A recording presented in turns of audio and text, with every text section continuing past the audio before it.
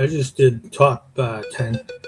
Hey yo, it's time to roar, get loud, let's ignite. Jeremy B in the house, we keeping it tight. Every weekday at 11, we ready to ride. Lions Talk Live, come and join the pride. Waking up early, it's that morning grind. Tune in to the show, leave the troubles behind. Jeremy B's the king, with the voice like thunder. Every word he spits, it's a lyrical wonder. Got the lions around, sharp and fierce. When we hear one pride, you can't help but feel your heart pierce. Talking all the topics, keep it real, keep it raw. With a lion's mentality, we're ready for the roar. One pride, it feels right. Jeremy B bringing the heat, morning light.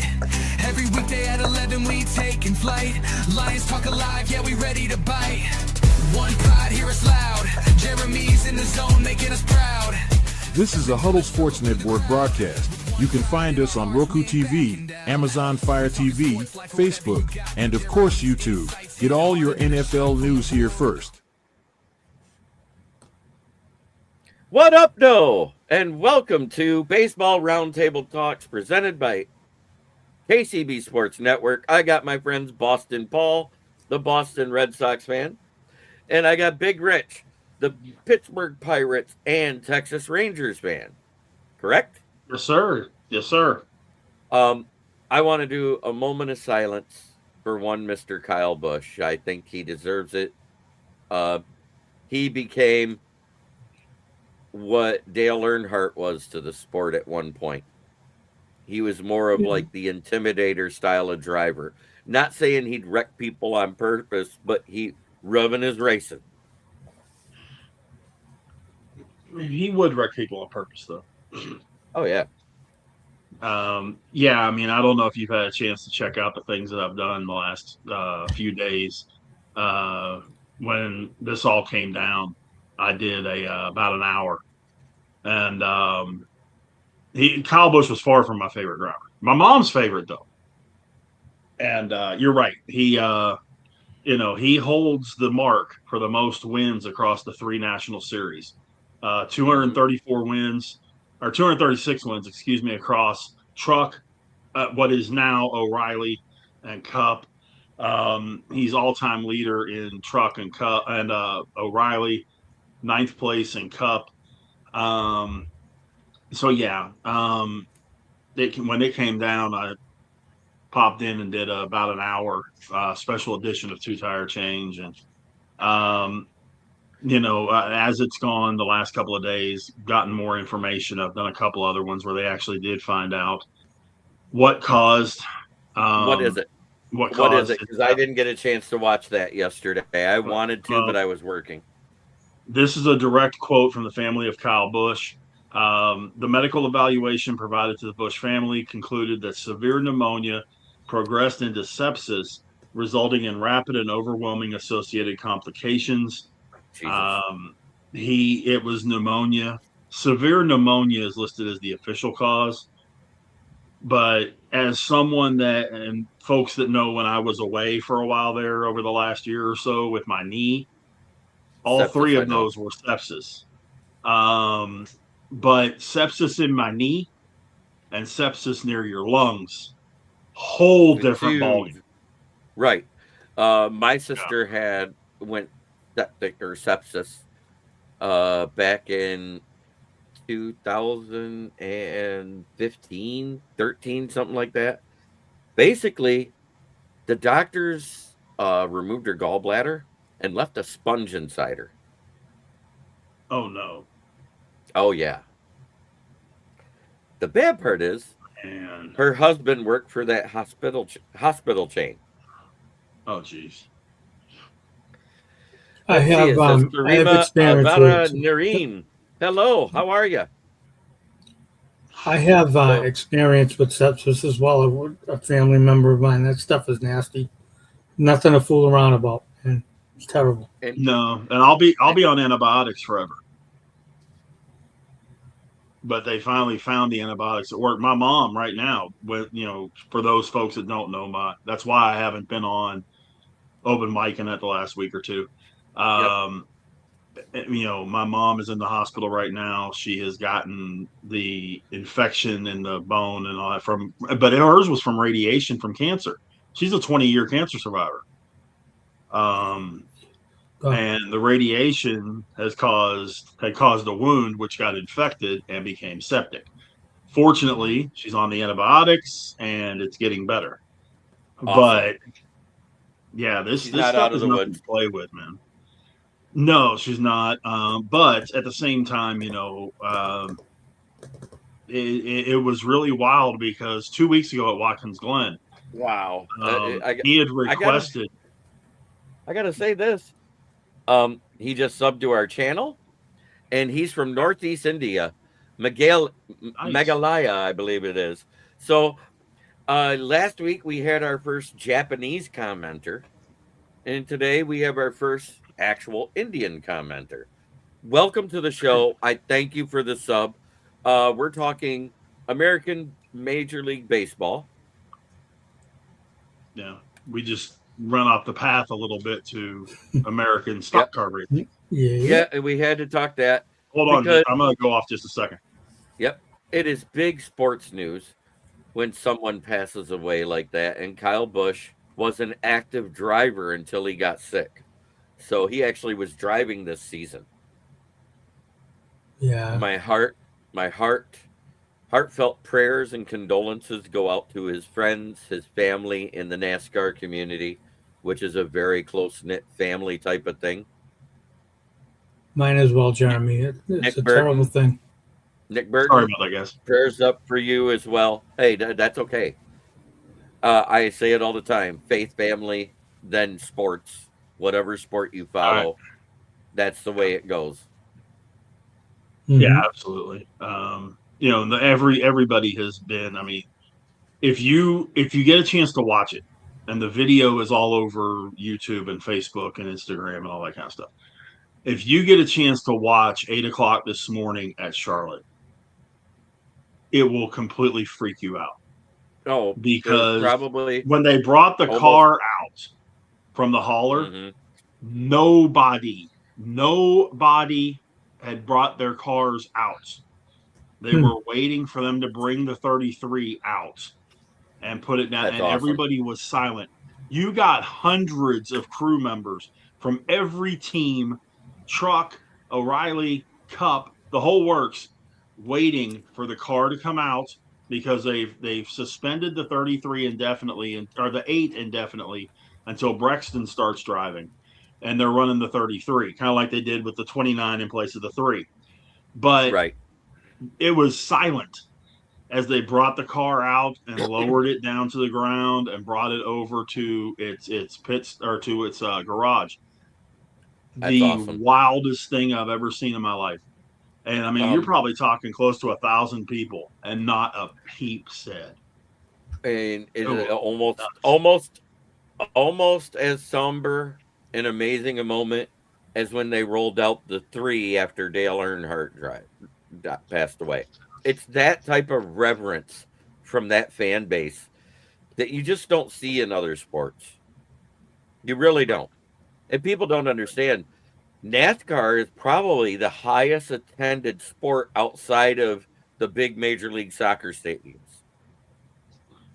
Yeah, you're probably right. One thing I know that with the infield, they said one year it was 1.2 million people at Daytona for the Daytona 500.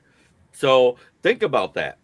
It takes probably, let's see, at 60,000, all 17 games to hit 1 million people if you sell out every game, but you don't have 17 home games. You have 8 or 9. So technically, no team ever gets 1 million people through their gates in a single season. Yeah, I mean, I used to do a ton with Texas Motor Speedway. I've done a ton with Chicago and Dover and things like that. When Texas Motor Speedway was selling out, it was 200,000 of your closest friends there with you. And I mean, you talk about elbow to elbow. And the craziest part of it was everybody was nice to people. They would have the tailgaters and the infield people, and you could be as drunk as you wanted to be. You didn't have fights. You might have one or two, but it wasn't like it was a constant thing. But the other thing about NASCAR too, and I think this is part of what has that if something happens kind of thing. There's only 38 of these guys that run every week at the highest level. It's not like the NBA where there's 300 guys in the NBA. It's not like the NFL where there's over 1,000, 1,500 guys. Major League Baseball, there's over almost 1,000 guys. In NASCAR, there's 38, 40 guys that run the top series, another 38 that run the O'Reilly series. So, that people get to create a relationship and create a love for these people. We may love our baseball teams and we may love an individual player, but if we go to the game, we may not have a shot to see them or talk to them.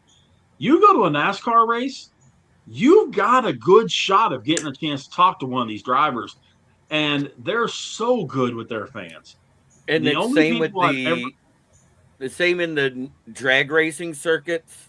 Yep. The motorcycle racing circuits, whether it's motocross or actual street racing, all of the professionals, they are very kind. I went to an NHRA event because I do like watching drag racing. I love the fact that you go fast and can do 100 miles in under a quarter, 100 miles an hour or more in under a quarter mile. And I got to meet John Force and his daughter. I got to meet Shirley Muldowney before she passed away that year. And anybody that doesn't know who that is, watch the movie Heart Like a Wheel. Yeah. Because that's actually very close to the way she was. The only sport that I have ever seen where the participants are anywhere close to what NASCAR and NHRA guys are with their fans is professional wrestling. Yep. Especially the big. Yeah, the big ones. I remember when they used to walk. The path that they had to walk to the ring was nowhere near as wide as they are now. They're a little more separated now than they were back in the 80s and 90s, because you literally could reach out and shake Hulk Hogan's hand as he walked by if you were near the path. Yeah. If anybody has ever watched World Class Championship Wrestling from the Sportatorium and seen the Von Erichs come down that aisle, yep. We used to make jokes when I was at the Sportatorium every week. We used to make jokes that they were having more sex on the way down to the ring than they were at home with their wives, because the girls were just going absolutely bananas and they had a chance to touch these guys.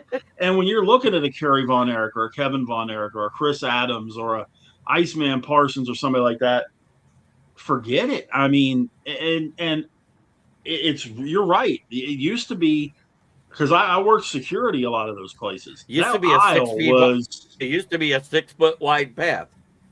I was going to say 6-7 foot wide. That was it. Now they've got it, and it's probably 15, 20 foot wide.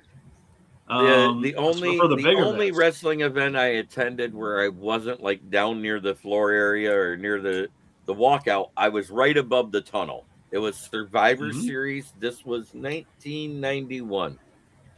And underneath me walked the Honky Tonk Man. I hated him with a passion, and I had that big, it looked like a milk carton pop that they used to serve back then, but it was out of cardboard. I crushed it down to the ice, and I threw it and hit him in the back of the head. You and lots of people did stuff like that. He was on his way to fight Hulk Hogan at the time. Ole Anderson has said publicly he was stabbed 7 times during his run in the NWA by fans coming to the ring, coming back from the ring, that kind of stuff. I mean, these guys, and the loyalty lasts forever. I got a chance to work with some of the guys when I was in Memphis, and they were revitalizing Memphis wrestling. This was Jerry Lawler, Tommy Rich, guys like that who have been 20 years past their prime, 25 years past their prime. Those guys come out, and man, those people still went berserk 25 years after the fact. So, I mean, it's nuts. It really is. of course, then you didn't have back then what you have today, where you in essence have these stalkers out there. And it's Oh, been publicly known, folks like Rhea Ripley and Liv Morgan and people like that have had stalk coming to their homes.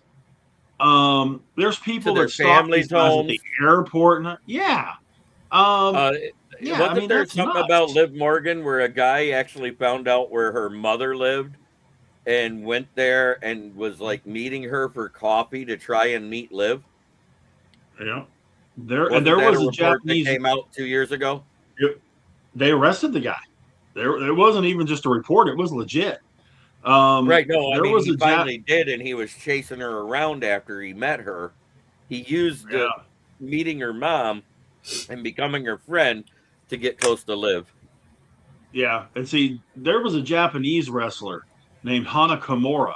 She was like Hmm. 25, 26, that actually committed suicide because she Because just of could not stalkers. take the abuse anymore and from social media and the stalking that she was taking. And she ended up taking her own life. Um, I mean, that's complete, absolute trash. You can't, you know, being a fan is one thing. And I realize short for fanatic. I get that. But come There's on, some that take you it to know, another level. That's all I can right. say. There's some that take it to Yeah. another level. And So it's a bad let's. level. It's time for us to talk baseball because I do have Yeah. someone Sorry about waiting that, man. for me. Yep. We got off track for a minute, but you know what? Bret Hart is the GOAT. He is one of the best to ever play do it. But We'll save that talk for another day. yep. Major League headlines. Orioles' young core is exploding. Jackson Holliday hits his first homer of 2026 versus my Tigers. Gunnar Henderson is hitting 419 over his last 7. Baltimore looks like a problem. Is Baltimore officially the AL team nobody wants to face right now? I'm going to go to you, Big Rich. What do you think of them?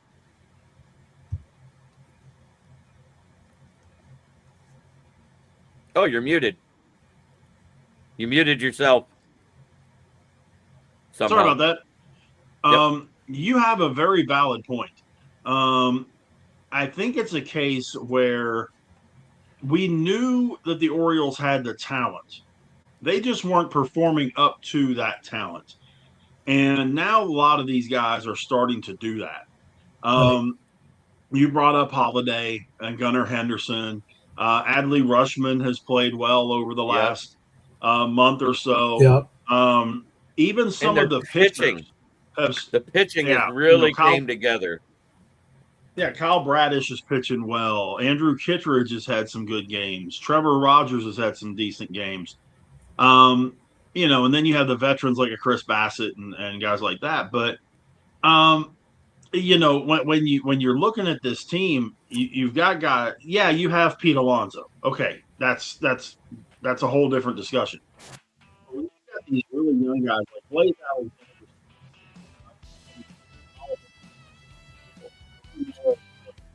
That's weird.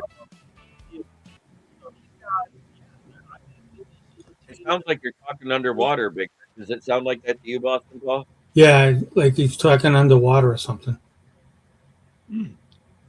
I'll redo. There Oh, there it goes. There There it you goes. go. You're good. You just came Okay. back. As soon as you took them out of your ears, it started working. Sorry about that, guys. It's fine. All of a It's sudden, I fine. was like, I was trying to do the background music thing because I have the theme song that I wrote for the show, and I had it playing in the background, and it was weird at the exact moment. All of a sudden, it was. Yeah, it was like you were underwater. I got to tell you, with the Orioles, even their reliever situation, Hensley goes down. Garcia's been terrific. Right. I mean, they're a good team last year. I was I thought before they started doing lousy and everything, and I'm like, this team has too much talent to be this lousy, and I think they can do a lot of damage. They can. Hey, the Knicks are beating the Cavaliers in their house right now, but it's Really? the second quarter. 60 I'm to not. 51 with 38 seconds left. I'm not surprised. That's going to be a sweep. Yeah. And Yender says, "What would you do for a Klondike bar?" Nice. I don't know, but I heard you would do some sketchy stuff, Yinzer. All right. I bet Inza has no comment. Pittsburgh people will do some weird stuff for some things now. Ah, So it's great. And I'm one of them, so I can say it. there you go. We got 34 people watching the baseball roundtable talks. I actually tagged the Detroit Tigers X on the platform to draw more people in because that's a good thing to do the hashtag. Sure. Yeah. And I also did a hashtag MLB or at MLB, so it actually would tag them on their page. Yeah. I didn't say you would. Hey, don't put words in my mouth. I just heard. I heard you said would do some sketchy shit for a Klondike bar. Never said you'd do it, man. Hey, I know some people eat. I know some people eat that scrapple crap. No. No. No. But anyways, sir. No, yeah, Baltimore is looking great. And when I wrote this, somebody had been must-watch baseball as a pitcher through 55 innings with 63 strikeouts. Well, after today, with 5 innings and only 2 more with a bunch of earned runs on him, Paul Skenes, I still think he's a top 10 pitcher no matter what. Probably top 5. You could argue that he's top 2. Well, today was an abnormality. I mean, his last 5 starts, I think 9 strikeouts, 7 strikeouts, 10 strikeouts, 7 strikeouts. I know. So, I know. And it was to have this happen versus the Blue Jays, who are not very consistent at staying away from the strikeouts, it should be a little concerning because I understand pitchers have a bad day, but to have a bad day versus a bad team is not a good combination. But there's still major league hitters. Well, the hitting these days isn't that great. But, Rich and Jeremy, there's still major league hitters. Any given day, like in football, any given day, you're a major leaguer. You can go off on a team. You can go off on a Paul Skenes. I thought about going to my next sporting event, no matter what it is, asking if I could sell ice cream bars and taking the Klondikes with me and just have a sign and go up to all the girls, what would you do for a Klondike bar?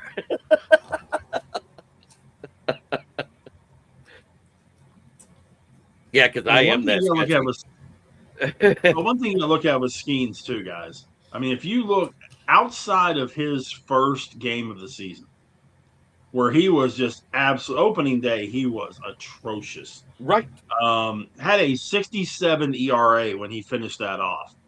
And he now has a 3 ERA. Mm-hmm. Right. So even though he had that, a bad game today, he had a bad game week 1, and yet he still has a 3 ERA. Oh, 100%.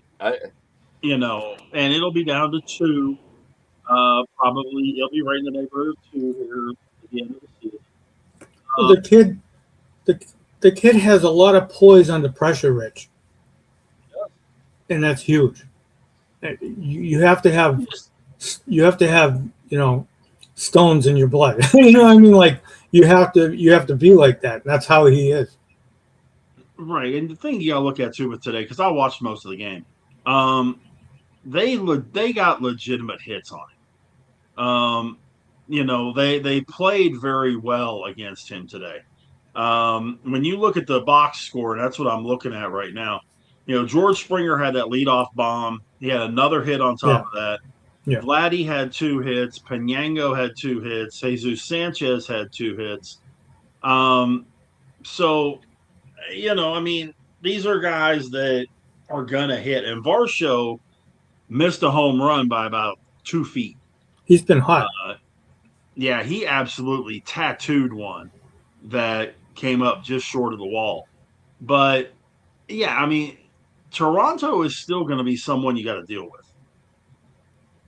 I mean, but Skenes. Right. I mean, his K divided by 9 innings sits at 11.2. Well, he has a ground ball rate of about 45% right now. I think he limits hard contact. Yeah, and he's got, he's just so poised out there. All right, the next headline: MLB Memorial Day uniforms are announced.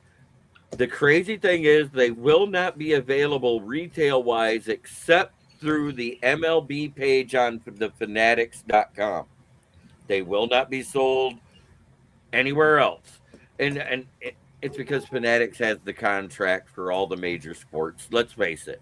Yeah. But because it's that special of a jersey and it's just for Memorial Day, it's the Red Poppy Patch League-wide moment of remembrance at 3 p.m. local time. So any team that's playing in that noon to 4 o'clock time frame, they will be wearing these uniforms.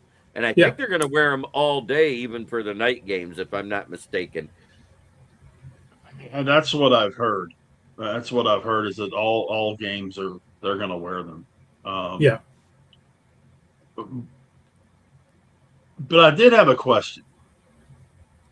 Because if my math is correct, 2, 4, 6, 8, 10, 12, 14, 16, 18, 20, 22, 24. There are 26 teams playing on Memorial Day.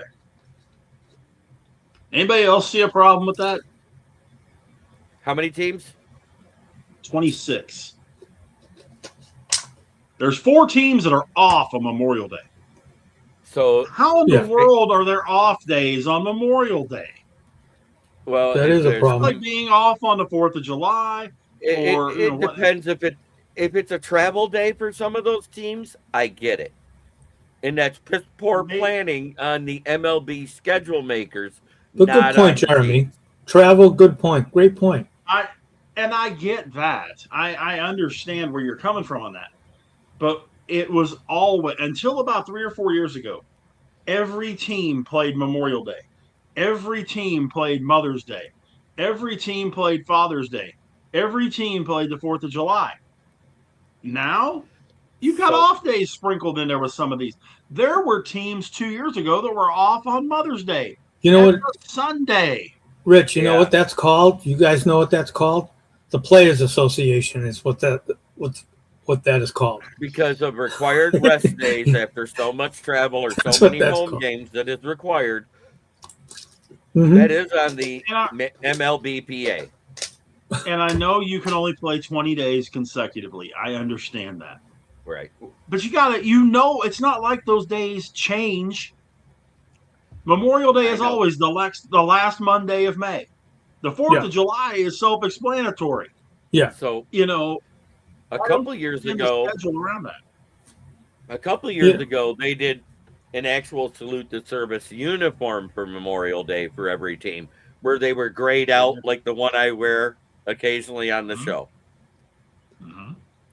If for those of you that don't understand, the poppy is actually sold by the VFW soldiers that are alive and active. They sell them at corners on Memorial Day weekend all over towns across the United States to raise money, not only for the vets that are in their community, but the ones that are struggling with mental illness, PTSD, and everything else.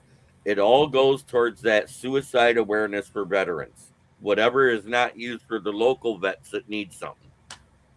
Right. So that is why they are doing the poppy. And I think it's an amazing thing. And for all of those that have fallen, that is what Memorial Day is for. It is not for your active service members. It is not for your just retired veterans. That's what Veterans Day is for. This is to honor those that have fallen while defending our country, whether in a conflict or a war. 100%. So remember this.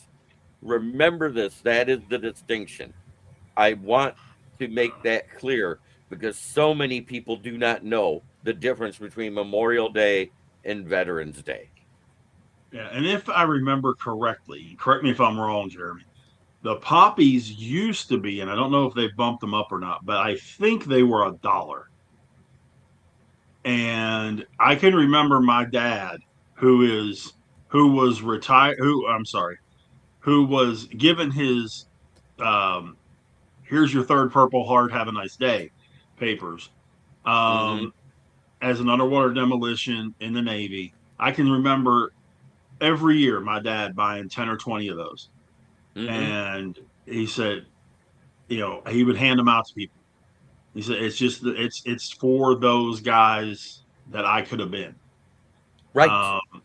That's what it's for. And Memorial Day was created just for that, so that right. the veterans and the active service members can give homage to those who fell, their brethren, Yep. and the generations of soldiers that fell before them, going all the way back to when the Revolutionary War. Mm-hmm. That's what it's for. If you ever want to see something that, I don't care how tough you are, will bring tears to your eyes, go to the Tomb of the Unknown Soldier on Memorial Day. Yes. Oh, been there. I haven't been there yet, but I'd love to go. And I was there with my mom and dad. Oh man! With this being the 250th year of America, yeah. If you are traveling through Pennsylvania, go to Gettysburg, pass through, park, walk through the battleground. And it's crazy. As dusk falls, because that's when most of the fighting happened the first day of Gettysburg. Jeremy. At dusk. Yes. My dad took me there 50 years ago. My dad took me there. For the I went through there. Thing, though. Occasionally, even when they're not doing the reenactments, I don't care if it's Memorial Day or whatever, occasionally you can still hear gunfire and people shouting. There was one morning, it was near the 4th of July, somebody saw it looked like a troop with no legs moving on the other side of the wall. So, and there's videos of this stuff. They actually have security footage around the site, around the homes that are still there in the same condition that they were when they were built by then and kept up. Thank you, Captain Danny. Good to see you, my friend. Hey, Danny. Hi, Michael. How you doing, guys? And that's one of the things about Memorial Day, because Major League Baseball does a lot patriotic wise. Yep. God Bless America in the 7th inning. The national anthem before every game. But Memorial Day, they even go further. Yes. I know there was a few years the uniforms had the camouflage to them. In honor of the guys that had fallen, guys and ladies, sorry. And they do Major League Baseball, and baseball is America's pastime. Major League Baseball does a lot patriotically, and it's good to see them do that. So it's basically just like the paper poppy that they sell everybody that I was talking about. No. But it's just a patch of it that says, "Lest we forget."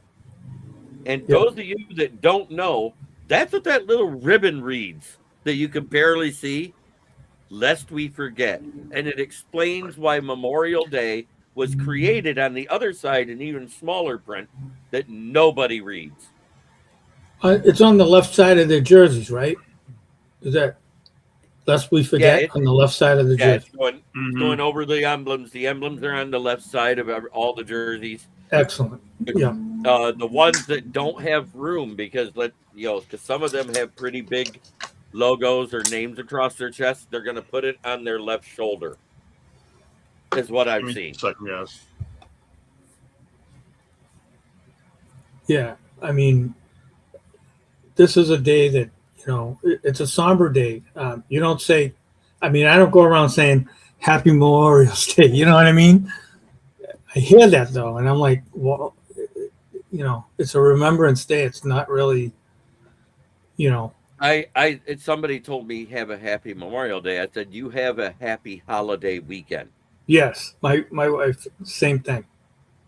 I don't mind telling somebody happy holiday weekend.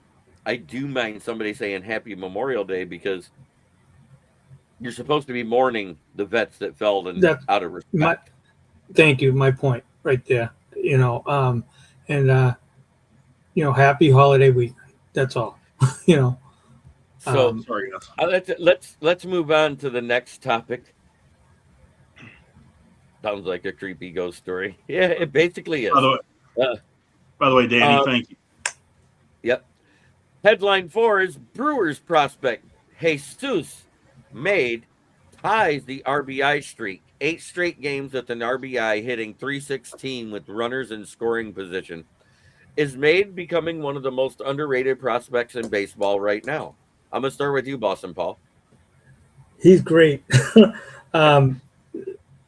Milwaukee, my town was the Boston Red Sox, of course. Right now, he's hitting 274, 5 home runs, 31 RBIs, 18 stolen bases. The guy, he's the rave here. He's going to be great. 8 consecutive games is terrific. It's the longest streak of the minors. Yep. And he's one of the reasons why, if the Brewers are buyers at trade deadline time, he's somebody that could get them the vet they need. Jeremy, you are so right on tonight. A lot of points. That's a great point. And that kind of led me to the thought that you just brought up. And by the way, don't forget, you've also got Kyle Harrison on that team, who has really blossomed as well on the pitching staff. Yeah, thanks, Boston. Thank you, Boston. But let me ask you this, Jeremy, being the Detroit guy. Let's assume Tarek Skubal is not going to have Tommy John, not ending the year. If they've said that they would give you if they said they were, if they would give you Jesus Made for Skubal, what else would you need on top of that? If the Brewers were putting something together with Made for Skubal, what else would you need? Mizorowski. Yeah. For Tariq Skubal, I would want a decent glove with a consistent bat at third base, plus Made, at least. I want a player that's in the MLB, and I would want Made as well for the future. I think that makes more sense to me. So Joey Ortiz? Pretty much. No. No, seriously? You're talking Skubal. I'd be like, no, Mizorowski, you might want to send me Mizorowski. Go ahead. But third base is our problem. Third base is our problem. Skubal's not going to miss the season. It's already been said. He's already doing pitching, simulated pitching. So that's good news for us. It's been reduced from 12 to 16 weeks to 8 to 10 for his return. So that's huge. Sure. But if he does get traded, he's going to be a rental. Because if he goes away, he's going to test the free agent market. That, or it's going to be a sign and trade deal to get more prospects and more worth out of them. Why wouldn't you do everything you could to sign the guy, no matter what? Boston Paul, if you've been paying attention, last week I said that the contract talks already broke down. They shot down the trade rumors before because they wanted to work on the contract. The contracts have broke down. I think it's more Scott Boris's agent than anything. Jamie, and Jeremy, I knew that, and I know what you have said about this in the past. I just wanted the fans out there that if they weren't listening that point exactly, and thank you. So now that the contract talks have broke down, they're listening to offers. That doesn't mean they're trading him. There's a big difference there, because it gets closer to trade deadline. If this team keeps playing the way it's playing right now, he 100% will be a tradable commodity. Yeah, and there will be a lot of moving parts to doing a sign and trade, because he would have to be willing to commit to the other team. Let's say you trade him to Milwaukee. He would have to be willing to commit to staying there. Here's the thing. Skubal is an East Coast guy, not a West Coast guy. He grew up on the East Coast. when the rumors came out that he was going to be traded, he said he did not want to go to the Dodgers.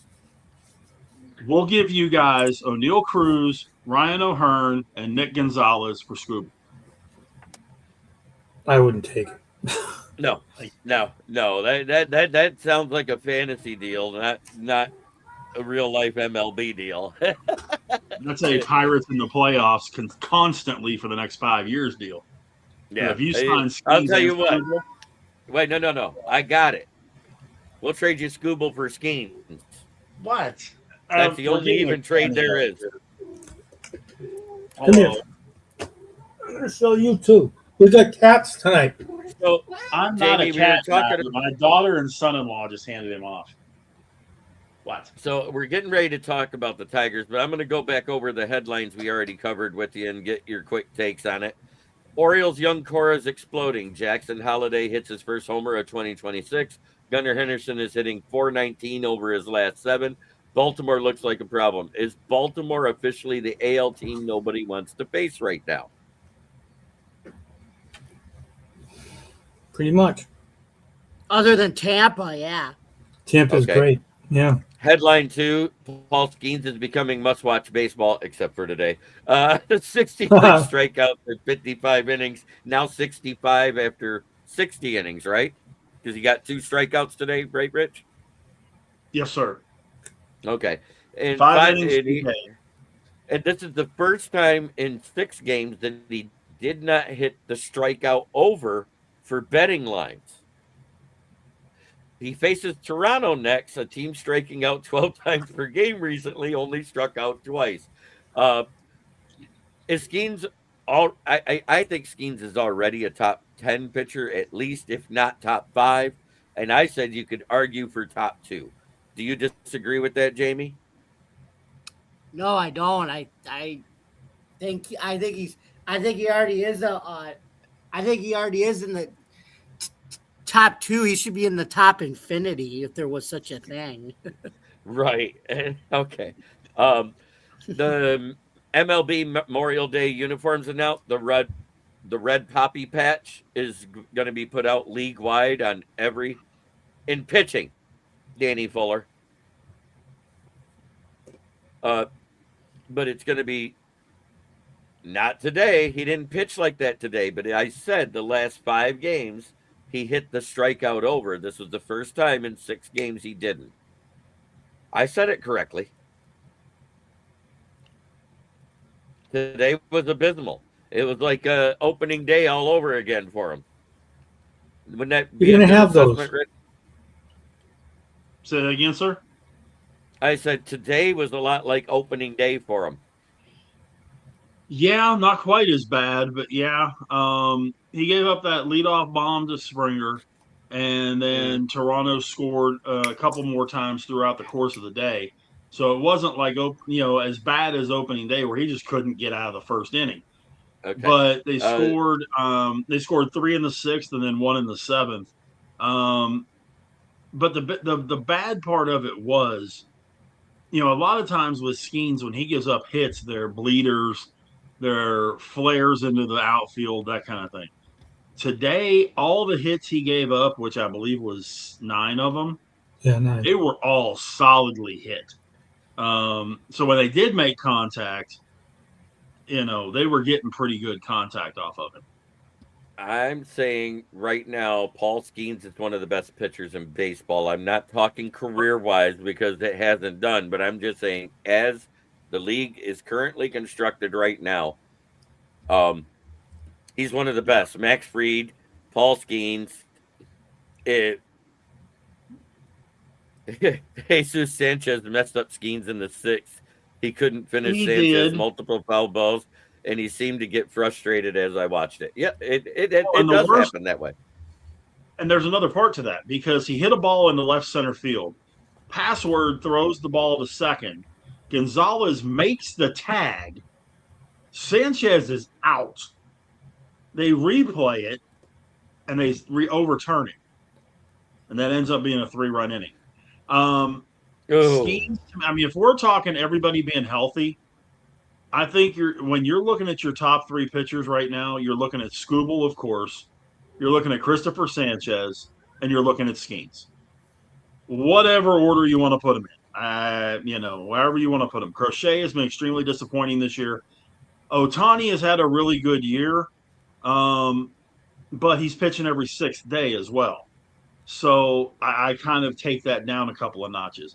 But I think if you're talking best pitchers in the game right now, whatever order, Skenes, Sanchez, Skubal, when all are healthy. And then you can throw in Fried, Ohtani, Skubal, all of them when healthy. My top 3. Yeah, I had your boy in my top 3. I thought so. Yeah, no. So, but, what do you think of the? Okay, I want to get Jamie's take on what do you think of the red poppy patch for the league wide for Memorial Day, just like the VFW sells at every corner in every city across America. Hey, I think that's what that's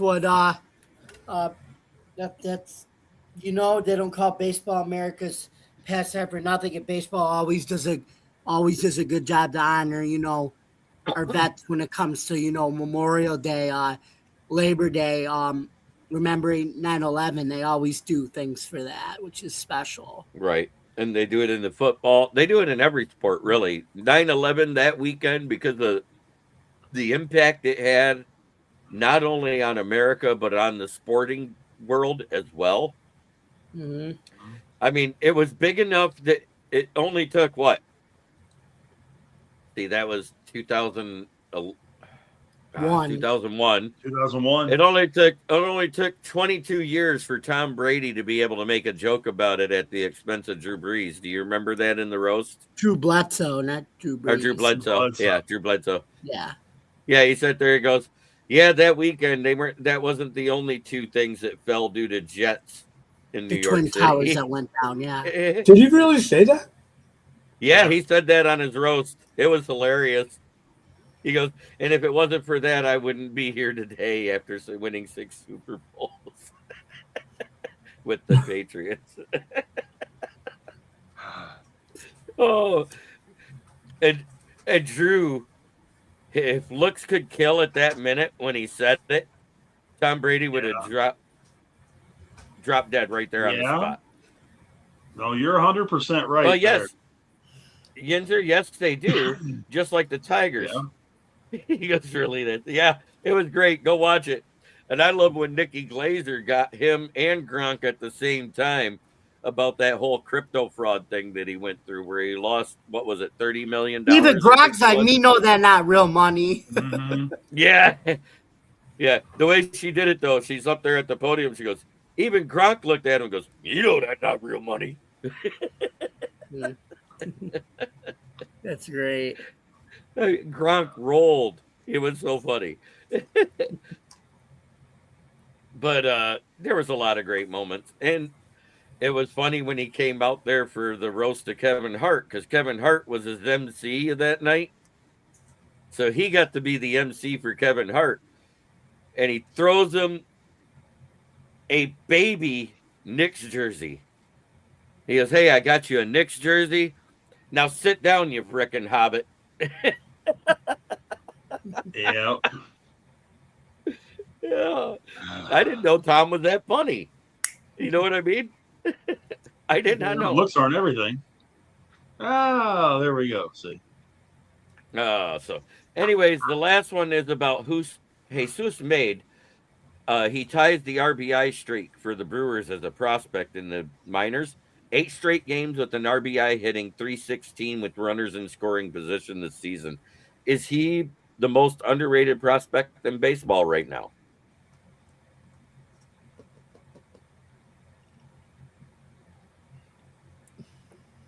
Jamie? Wait, who are you talking about? Jesus Made he's in the minors for the Brewers. He just tied a record for 8 straight games with an RBI while hitting .316 with runners in scoring position for their AAA league team. With those numbers, yeah, but as we've seen in the past, so some of these guys hit that well in the minors, and then they come up to the majors, and obviously it's an adjustment period. But right now, yeah, those are good numbers. I got two for you. There was the guy that set the record for AAA for home runs for the Toledo Mud Hens, Mike Henneman, comes up and did nothing. Mike Hessman was another one. Mm-hmm. So now we're on to segment 2. It is time to talk a little of my Detroit Tigers. They just lost their 7th straight. Thank God it was postponed today, or they probably would have lost their 8th. The bats are too inconsistent. The only guys hitting right now are Green, McGonigal, and Dingler. But when the rest of the team isn't hitting and you're only able to muster 3 or 4 runs a game and your bullpen gives up 3 runs a game, it's not a good combination. People are trying to blame A.J. Hinch, and I don't think it's A.J. Hinch. I think it's the injuries myself, and they made the wrong call-ups. And I think that goes on to the general manager, Scott Harris, more than it does A.J. Hinch, does it not?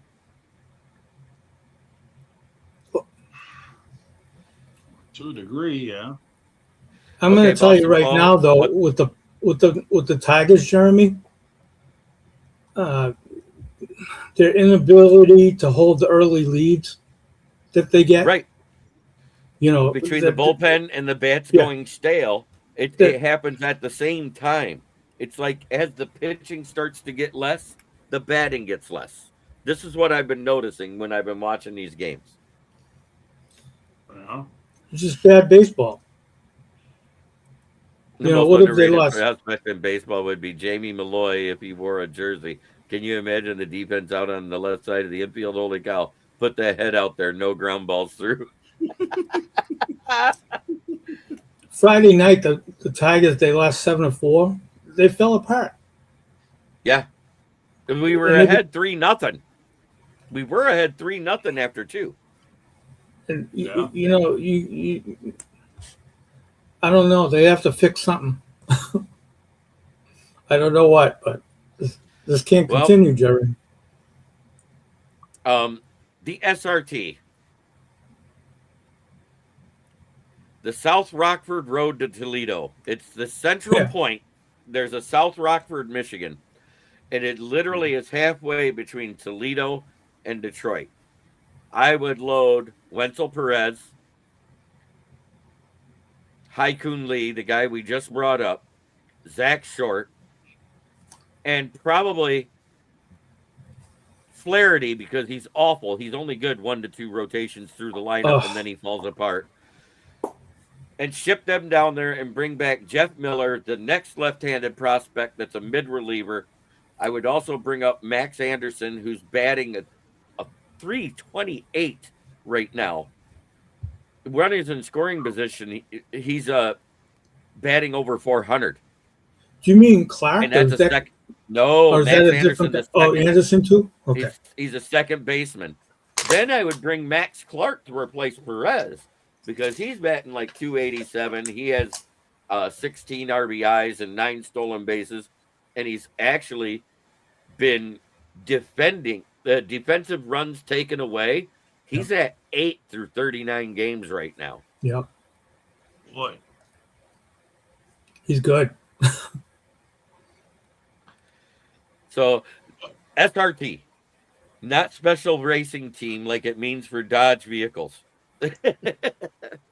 Well, I was listening to a little bit of Detroit radio this week, and they were going absolutely bananas about wanting to get rid of Perez and Zach Short. I mean, I honestly thought the one guy was going to have a coronary on the air. I really did. He was that pissed off.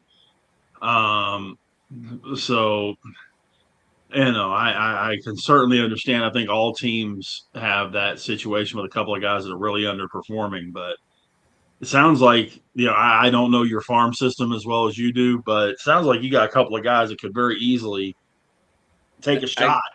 What's the worst? 3 by name. I named 3 by name I'd bring up right now. Right. We're already got guys underperforming. I mean, Wenzel Perez has a great glove, and he does take runs away from other teams. But when you're batting less than a 180, get the out of here. Jeremy, you know who else is terrible? Torkelson. Torkelson. Torkelson, if you actually watch, the only thing that's came off is his bat speed. His hard hit balls are down this year. But when he actually hits the ball hard, the problem is they're going right into a glove. They are not hitting the ground and skipping or going over the wall. And I think that's due to the fact he's lost a little bit of bat speed. He looks like he's getting a little thick around the middle now that he's older. And it could be I think he's not getting that full turn through the hips that he needs to have that power come through. Because everybody knows it's not just your arms, it's your whole body and how you twist at the plate that creates the power. Let me ask you a question, Jeremy, too. I'm hearing a lot about this Max Clark. I don't know a lot about him, but I hear he's really good. Tell me a little bit about him. He is actually, according to Baseball America, the number 4 prospect in all of major leagues. That's not okay. So he is our top prospect. He's fast. He's a 5-tool player, and he's proven it for his second year, maintaining near a 300 average. Runners in scoring position. He's hitting over 400. And he doesn't hit for power. He's a place hitter. I like this. He hits for contact and aims where the guys are not at in the outfield, thus getting him more doubles and triples. So he's old school. That's good. Is he a good defender? He's an outfielder, right? Yes. Like I said, through 39 games, he has 8 runs taken away so far. Good.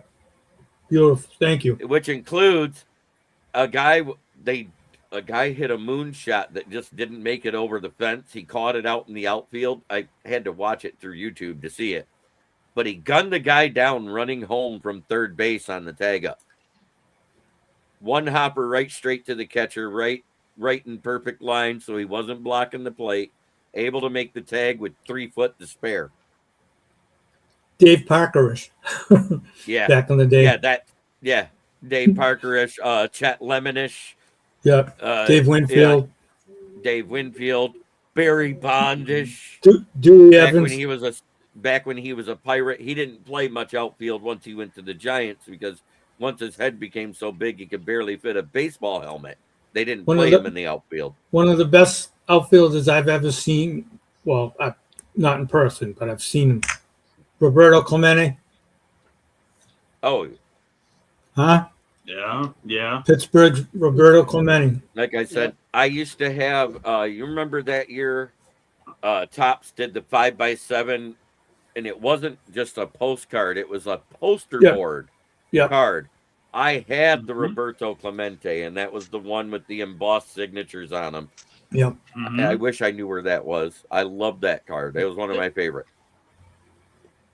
Yeah, there's very few, from what I've been told, because Clemente passed away. I was right at a year old when Clemente passed away. But from what I've been told by a lot of people, Clemente was as good or better. He just didn't play center field. As good or better than Mazer Mantle. Right. I believe it. But with a better arm. I've heard that too. A better arm and a better glove. Well, I've heard that too. He didn't have the power like Griffey or Aaron or Mantle, but he was more of the 5-tool player we're talking about.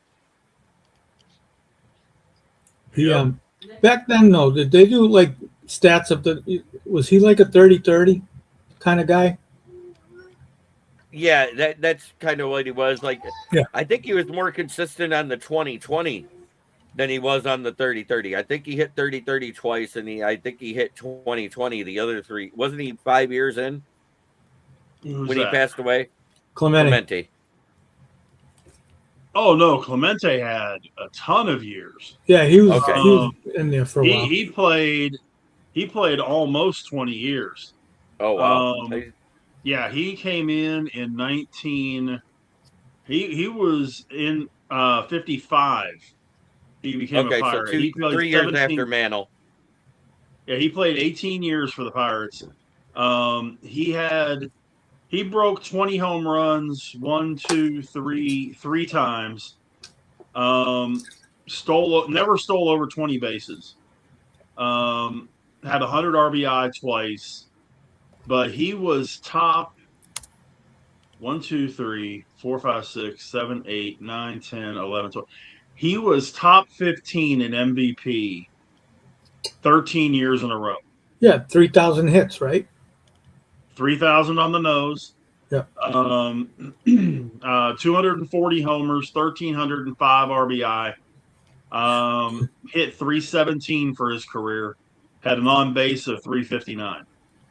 Danny makes a good point here. People don't give Clemente his just due. It was 317 average for his career, and I might be wrong, he says, but because I'm old, but he died after his 3,000th hit. No more, no less. No more, no less. Fact check me though. He said. Did he die right after his 3,000 hit, Rich? He did. He got his 3,000th hit the last day of the regular season in 72. And he was killed taking munitions, or not munitions, but food and water and things of that nature to his home country. And the plane went down. And New Year's Eve of 1972, Clemente passed away. He probably they said he probably would have played another 3 years. He wanted to play 20 years. But yeah, he was part. A lot of people forget he was part of the 1960 World Series team, as well as the 1971 World Series team. Not only a great player, but a great humanitarian as well. Yeah, he did tons of things for his homeland. And you got to remember, I mean, back in that day, it wasn't as easy to do things, to transport materials and to send money and things of that nature, as it is today, where we can do it with a click of a button. Mm-hmm. That you really had to put a lot of effort into it. But he led the league in hits twice, led the league in batting average 4 times. So Danny says Willie Stargell was supposed to be on that flight, and for whatever reason, he didn't go. mm-hmm. I didn't know that. Yeah, Willie's my guy. I normally would have Willie Stargell behind me or a Pirates thing behind me. But yeah, Stargell was supposed to be on that flight. So, wow. Do you blame the players not executing, the coach, or do you blame the injuries? I'm going to go with you, Rich, for the Tigers' woes. I think it's a combination. The coaches don't go out there and field the ball. They don't go out there and hit the ball. They don't throw the ball to first base. The coaches can only do so much. The players have to execute. I would put the largest weight of it on the players, but I would also put a lot of it on the upper management, right? The GMs, the Scott Harris, the talent scouts, the stuff like that. That's supposed to tell you who to bring up and stuff, right? Exactly, yeah. Because if you've got guys tearing it up down in AAA, like you're saying they are, they're outside of Flaherty. There's no reason why you wouldn't send those other guys down and bring these other guys up, see what they can do. Can they do it? Could they possibly do any worse than the guys that are performing right now? Right. And from what you're telling me, no.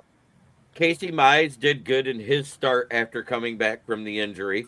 Framber Valdez, he did okay the first game. In his second game, he had a shaky start. But at least he didn't lose his cool and bean somebody again, because he probably would have got a 15-day suspension for that. Yeah. But Flaherty, once every 4 games, you get a gem out of him. Where it's like, who's this guy pitching? We've never seen it. The guy who's been more consistent, and it was somebody I was ready to ship to Toledo because of how bad he played through the first 20 games, Drew Anderson. He's about the only consistent arm we have in our bullpen right now. He's hitting 95 to 97 miles per hour. He's never done that in his entire career. His 12-6 changeup is dropping to where it hits the plate in front of the bat. Sheesh. It's Well, filthy. It's an 18-inch drop. Jeremy, when they traded or when they got Valdez, right? I'm like, watch out for Detroit with Valdez and Skubal, right? And Oh, well, with Skubal being hurt, Valdez looks like an ace, has all the tools of an ace, yeah, but doesn't have this of an ace. yeah. That's the problem. When he is the guy, he crumbles. It happened with the Astros last year to start the season, and now it's happening to us. It's just awful that it's all happening at the same time. Yeah. Speaking of which, he's for trade in our fantasy league if you want it. Who, Valdez? Remember Valdez? Yeah. Talk to me afterwards, Rich. I'll give you a snack size can of Pringles and a chocolate milkshake. From Rich, your I'll choice. take seriously, I'll take a flyer on. Can and you might have something there. Make it a what? You make it a full size can of Pringles and you might have something there. Rich? Okay, I got you. As long as Rich. it's okay if it's the Walmart brand. I'll take a flyer on him, Rich, if you want to do stuff, if you want to talk to me later. Sure. All right. Yeah, we can talk later. All right. Uh, Because I like him. I think he can turn it around.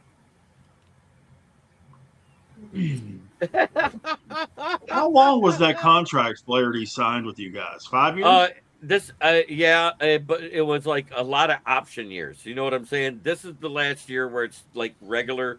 Next year is the player option, and then there's 2 team option years. I hope in year 4 they say, F you. Don't let the door hit you where the good Lord split you. Is that what you And basically it saying? swings both ways. And it swings both ways, brother. All right. Let's get into the next headline topic here. I had to do that. That was funny. Yeah. Power rankings. Big Rich, since you were doing your list, I'm going to let you go first. Let's hear your top 10. Okay, we'll go 10 to 1. Number 10, the Athletics. Wherever you would like to put them this particular week, Sacramento, Las Vegas, Oakland, whatever. Number 9, the Arizona Diamondbacks. Number 8, the St. Louis Cardinals, and I can't believe I'm actually saying that.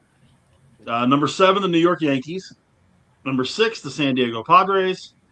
Number 5, the Milwaukee Brewers, one of the hottest teams in baseball, 8 wins in their last 10 games.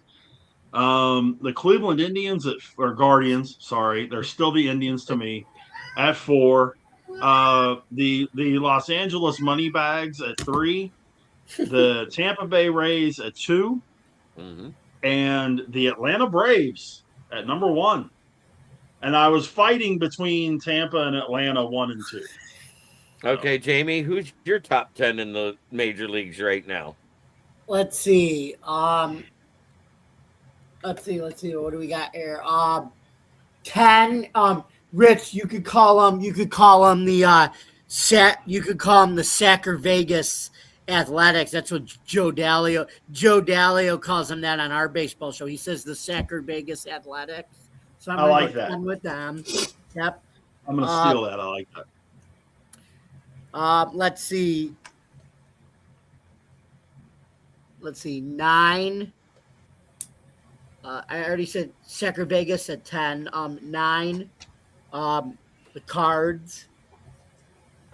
Let's see. Mets are not in my top 10. They're not in my top 10 either. Let's see. 8.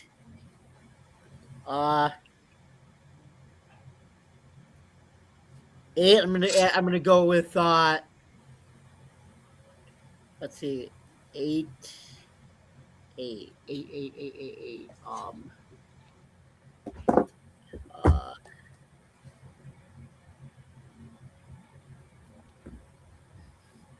Let's see. You want to put your list together and I can go to Boston Paul? No, I can figure it out. 8. Okay. So I already said 9 the Cardinals, 8 the Yankees.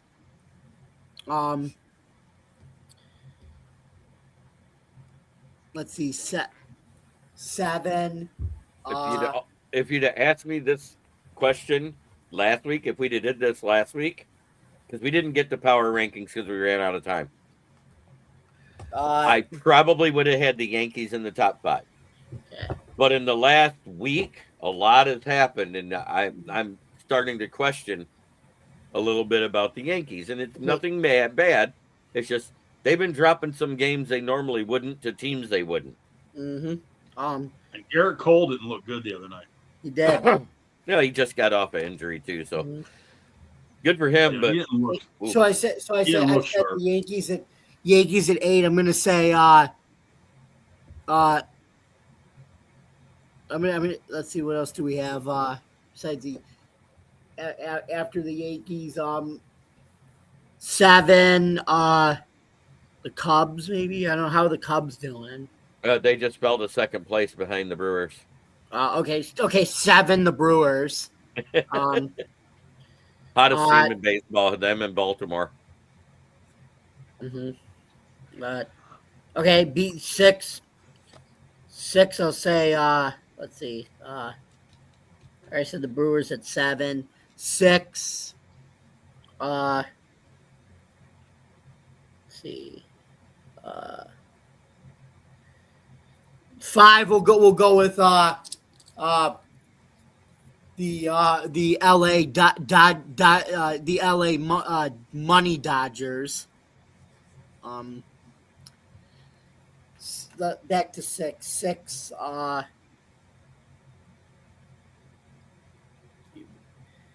5 is the Dodgers. 4 the Rays. 3.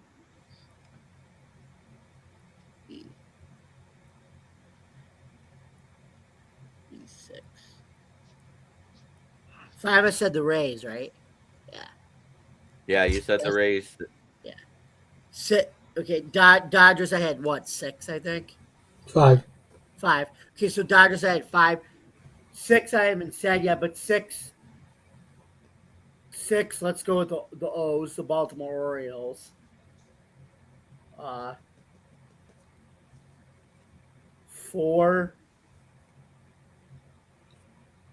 4, I think I said the Rays, right?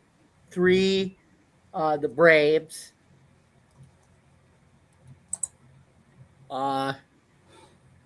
2. Let's see.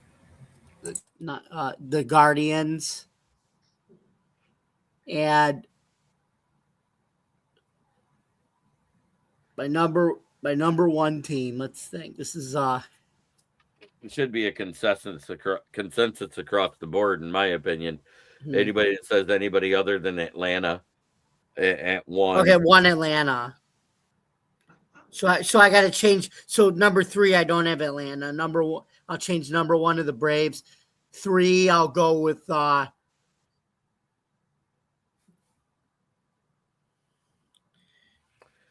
see. 3, I said the Dodgers. 5, Rays 4, 3 the Braves. No. 1 was the Braves. 2, I said 3. I'll go. Wait. Hold on. What? 2. Who did I say for 2? I'll give you a few you haven't said yet. You haven't said the Guardians. You haven't said the 2 Padres. Okay, 2 I'll go Padres. No, okay. 3 3 I'll do the Padres. 2 the Guardians, and 1 the Braves. How about that? There you go. LA is just a better team than everybody else in the league as far as roster construction. They may not have played like it at time, but that roster, the way it's constructed, they should be beating good teams. That's not me being hype. I think right now they're one of the best teams in the league. Boston Paul, give me your top 10. All right, so I'm going to go 1 to 10. All right. Okay. Braves, my number 1. Dodgers, my number 2. Let's see, I have written down the Cubs, number 3. The Rays, number 4. The Yankees, number 5. The Brewers, number 6. The Padres, number 7. The Cardinals, number 8. the Guardians number 9, and then the Pirates. All right. And that was a now flip for me. Pirates or the Phillies in the last spot.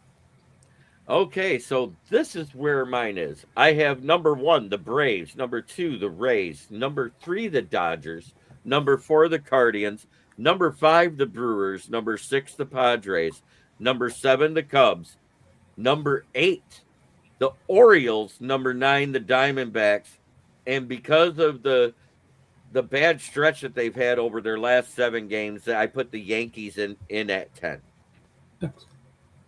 Mm-hmm. You notice I didn't put the Red Sox in there. We noticed. We weren't doing a bottom 10 there, Paul. That's awesome. Bottom of the Charles River and the Boston Harbor. I did put the Brewers in there, though. The Tigers, Boston, Miami. Yeah. There's a couple other ones. Yeah. But you know who wouldn't be there? You know who wouldn't be in the bottom 10? Who? The Chicago White Sox. No. They're actually a pretty average team, which is a massive improvement over what They really are. Yeah, compared to last year. But you know what? It's not because they're doing anything different. If you actually look at their run differential, their ERA, their batting average, it's all exactly the same as last year. Yeah, but it seems like they're young guys that they completely wholesale did everything. It's the coaching. That's the coaching. That he's got the lineup where they're hitting in the right order now. Last year I said, wow, this has to be the worst lineup assembly I've ever seen, because they had guys that were slow hitting at 1.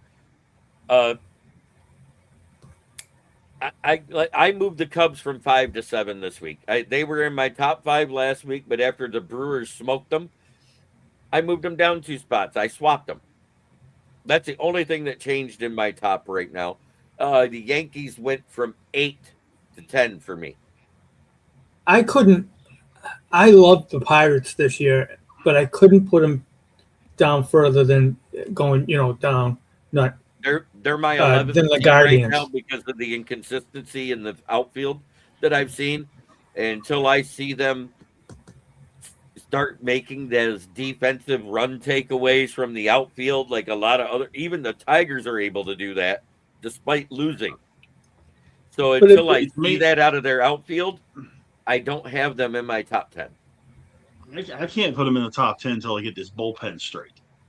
That Pirates? bullpen is an absolute cluster. Welcome to the my only world. The only team in the majors to me that has a bigger cluster than the Pirates is the Rangers. Oh. It's like, holy God, what is going on here? That and the only team that's more injured than the Tigers right now is the Astros. Yeah. That team, they're in the bottom 10. Tigers are in the bottom 10. If you look, there's only one team above 500 right now. Michael Edwards says, Jamie, what size hat do you wear? What size hat do I wear? You never been measured for the hat?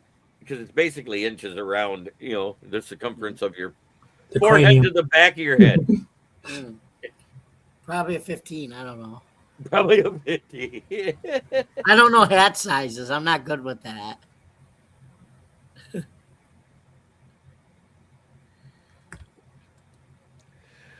I'm in a podcast and Boston Poles knows who I'm talking about. They talk up at least the last 5 years, the Pirates and the Reds in that podcast. Those 2 teams are the most overrated I've ever seen.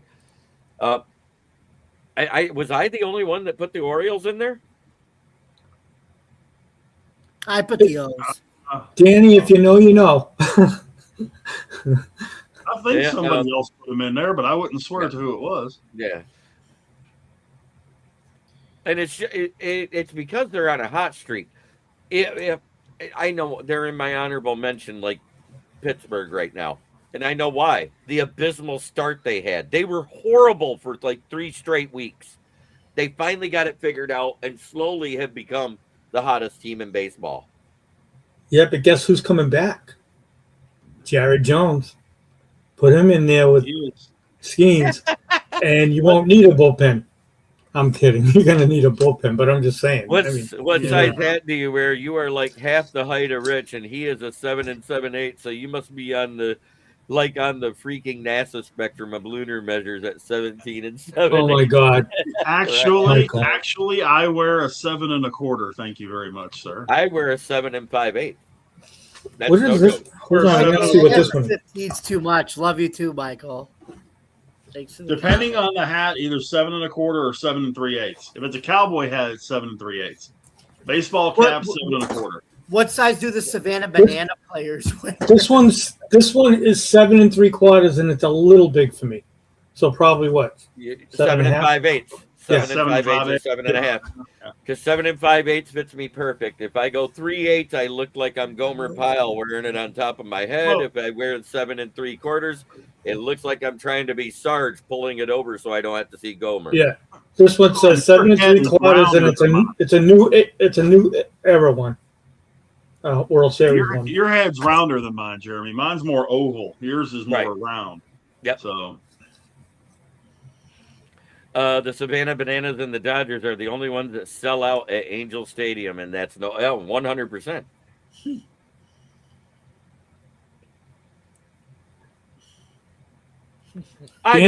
Danny's head's like a 12. So since it's getting late and I have someone that I need to meet soon, we're going to forego the mailbag tonight. We are going to talk prospects, though. I already mentioned one in Jesús Made. There's Max Clark and Max Anderson. Max Clark is 4th in the baseball America's top 100. Max Anderson is in the top 30. So that's 2 prospects in the upper echelon of the top 100. So give me some other prospects that you guys know about that should be in that list. Up in the upper, like, top 30. Well, there's one that the Pirates have just actually called up, and that's our friend, the Password. Garcia got called up the other day. Has looked really good. They put him in right for a couple of games, and now he's put in center. He was in center today. Is not looking overwhelmed. Is looking really good. And we'll see what happens, over the next several weeks. But he's really coming along very well. There's also a guy that the Rangers have named Tyler Alexander, who just did a spot start the other day. He's a lefty. Looks like he's about 35, and he's 26. He's got that old man mustache going, and but left-hander, very effective. Throws a lot of strikes. Gee, there's a unique point. Throw some strikes. But yeah, I think both of these guys could be classified in that top 30 range that Jeremy was just talking about. As Jeremy goes away, he went poof.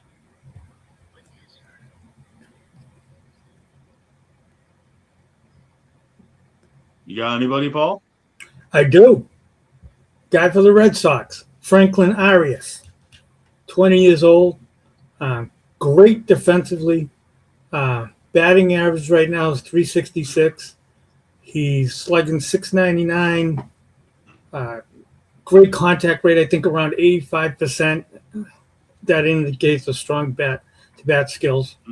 Extra base hits 15 so far. High slugging percentage. He's made great strides for the Red Sox and the minors there, and he's special. I think he could be top 10. Thanks for carrying me for a moment. Cool. Oh, no sweat. Nature called. Well, I hit up Paul. Well, I hit up Paul for his person. I didn't get to Jamie. Jamie? Well, my affinity for George Lombard Jr. I think he's still on that list, though, and he turns 21 on June 2nd, and he's already up on AAA, which is crazy to think about. He's never 10. Huh? He's never 10. Yeah. On that. I don't know. Well, I'm trying to remember what Spencer Jones. I'm trying to remember what he was ranked, but he finally made his MLB debut. Of course, they had to come to the disappointment of Dominguez getting hurt, sadly. But it was good to see Jones, get his turn. And guess what? He's like Aaron Judge. He's 6'7". Anyway, nice. What's your best pitch, Kitch? As the coach once said, kid said curveball. Coach said wrong. Asked again. Kid said change. Kid said wrong. Kid looked confused. Coach said strike one. I think it should be strike three. That sounds like Greg Maddox line right there. Your first strike should be your best pitch. And the reason why is that sets you up for success as a pitcher. Look at all of the great pitchers right now. They all have a very high strike one rate. Yes, and sir. The reason why is because when you start to fall behind, if you throw a strike the first time, you throw a ball the second, it's not that big a deal. You throw a ball the first time, then miss with your second pitch, you're then into a hitter's count. They know you're going to try to do a get me over fastball on the third one. I was always waiting for that fastball right there.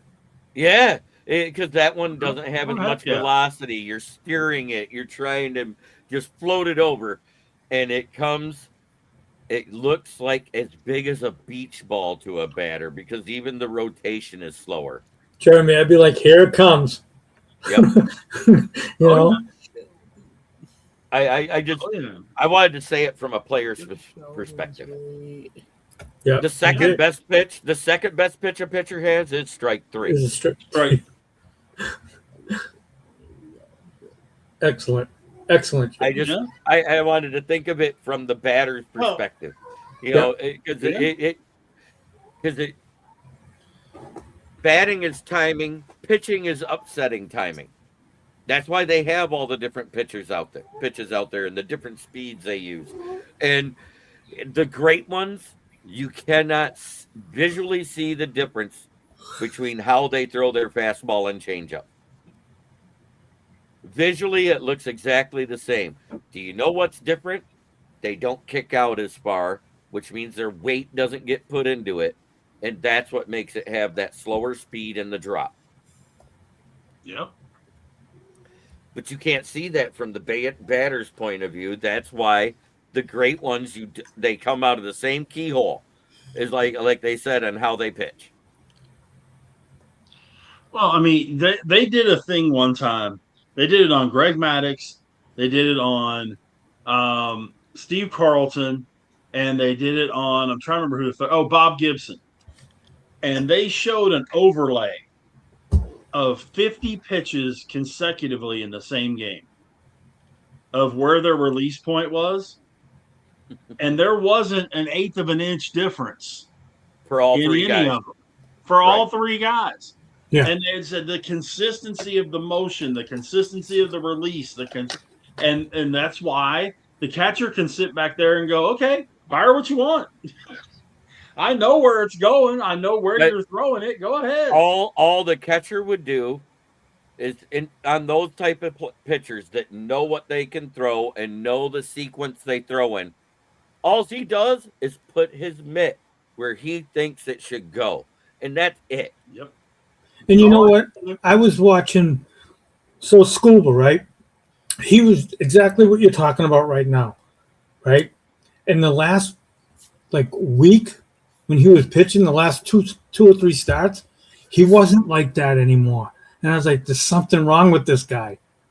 It was because he was having that inflammation from the loose scar tissue or bodies from the previous surgery floating in that elbow. Yeah. It was affecting him. His curveball wasn't as sharp. His slider, all of it. Yeah. All right. Rich, tell everybody how they can find you. You can get me on Twitter, Big Rich 8371, or on my Facebook page, just my name, Rich Richardson. And Driving to the Top Productions, Monday, Tuesday, and Wednesday. Different distorted paraphernalia going on there, but you can check me out there as well. All right, Boston Paul, how can people find you? Well, I'm just a guy that loves baseball, and I'm right here on KCB. I love it. Jamie, 100%, I want to hear you say your famous outro. Cut it down by 30 seconds, though. Right. You guys can follow me, yours truly, at Bill's Chat 1, at Bill's Mafia Chat, and also at Jamie Malloy, the Unbiased Journalist, at DJ Dog Tags on Twitter X, forkball.com, and buffalowdown.com, where I write about all sports. You can also find me every Tuesday night at 8 o'clock p.m. Eastern time, where Joe Dalio and I do the Subway Conversation Chat. I Drive to the Top Productions. We just did episode 8 of season 3, so go check that out. And then at 9 o'clock p.m. you can catch me and the crew at Drive to the Top for open mic night. And then every Wednesday night here on the KCB Huddle Sports Network, hosted by Jeremy, you can catch me and the crew on there for NFL Roundtable Talks. And, of course, every Saturday night at 9 o'clock for Eastern time, you can catch me back here on the crew on the KCB's Huddle Sports Network for Baseball Roundtable Talks. So thank you guys very much for listening. Don't forget to subscribe to our YouTube channel. Don't forget to like, click, subscribe, comment, and ring the bell for all notifications. For more content on the KCB /Huddle Sports Network, you can find us on Roku TV, Amazon Fire TV, Facebook, YouTube, wherever you get your podcast. For all of us here on the KCB Sports Network, I'm Jamie Malloy, and we will see you next Saturday for KCB Huddle Sports Network Baseball Roundtable Talks. Good night, everybody. And as always, try every day to be a better person than you were the day before. That's the only way to make the world a better place. It starts right here. But karaoke, beer, and friends are calling my name. Have a great night, everybody. Combo.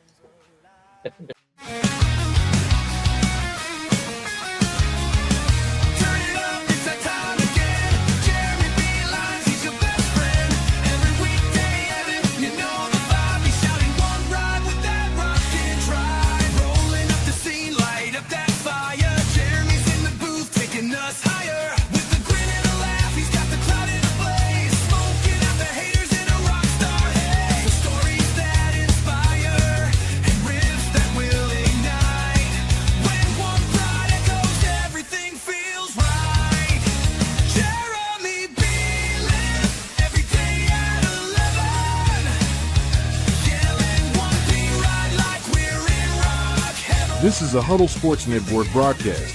You can find us on Roku TV, Amazon Fire TV, Facebook, and of course YouTube. Get all your NFL news here first.